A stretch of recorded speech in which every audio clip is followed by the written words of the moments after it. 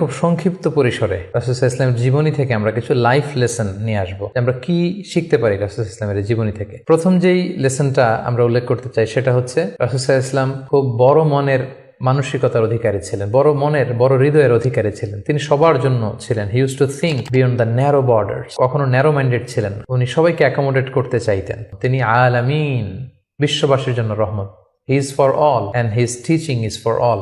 দ্বিতীয় যে শিক্ষাটা আমরা পাই সেটা হচ্ছে রাসূল সাল্লাল্লাহু আলাইহি ওয়াসাল্লাম সবসময় সংঘবদ্ধ জীবন যাপন করেছেন। আমরা যদি দেখি মক্কাতে সংঘবদ্ধ, মদিনাতে সংঘবদ্ধ, যেখানে তিনি ছিলেন সংঘবদ্ধ ছিলেন এবং আমরা যেন ইউনাইটেড থাকি। কোরআনের শিক্ষাটা তিনি বারবার বলেছেন, ওয়ালা তাফাররাকু, তোমরা বিচ্ছিন্ন হয়ো না, তোমরা আলাদা হয়ে জীবন যাপন করো না, বরং তোমরা সংঘবদ্ধ জীবন যাপন করো। 3 নম্বর যে শিক্ষাটি আমরা পাই রাসূল সাল্লাল্লাহু আলাইহি ওয়াসাল্লামের জীবনী থেকে সেটা হচ্ছে তিনি পিস লাভার ছিলেন, শান্তিকামী। কখনো সংঘাতে সহজে বিরোধে জড়াতে চাইতেন না। সবসময় শান্তি প্রতিষ্ঠায় তিনি অগ্রগামী ছিলেন। আমরা যদি দেখি যে কুরাইশদের সাথেও কিন্তু তিনি পিস ট্রিটি করেছেন, শান্তি চুক্তি। সাহাবারা রাজি হচ্ছিলেন না, কিন্তু তিনি করেছেন। মদিনায় এসে তিনি মদিনা চার্টার করেছেন, মদিনা সনদ করেছেন, ইহুদিদের সাথে একসাথে থেকেছেন। কিন্তু মদিনা সনদ ভঙ্গ হয়েছে যখন তারা বিশ্বাসঘাতকতা করেছে। তার মানে তিনি সবসময় শান্তির পক্ষে ছিলেন। তো আমরা যারা নবীজির উম্মত বলে নিজেদেরকে দাবি করি, আমরা যেন সবসময় শান্তিকামী হই, আমরা যেন শান্তির পক্ষে থাকি, এটা আমাদের জন্য শিক্ষা। 4 নম্বর যে শিক্ষাটি আমরা পাই সেটা হচ্ছে he was the flag bearer of justice.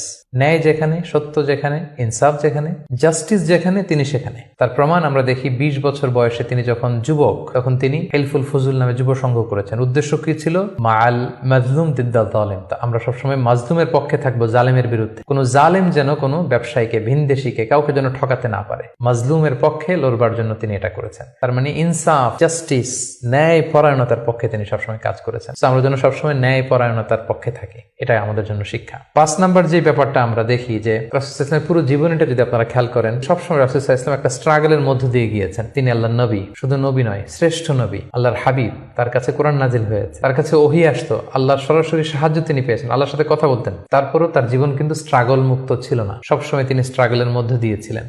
আমরা একটু স্ট্রাগল করলে হতাশ হয়ে পড়ি, একটু বিপদে পড়লে হতাশ হয়ে পড়ি। আমরা যদি রাসূলের জীবনী দেখি তাহলে আমরা বুঝতে পারবো না, হতাশ হওয়া যাবে না, ধৈর্য ধারণ করতে হবে। কারণ struggle is the part of our life. আমার নবী স্ট্রাগল করেছেন, তিনি সংগ্রাম করেছেন। সো সংগ্রাম আমাদের জীবনের অংশ।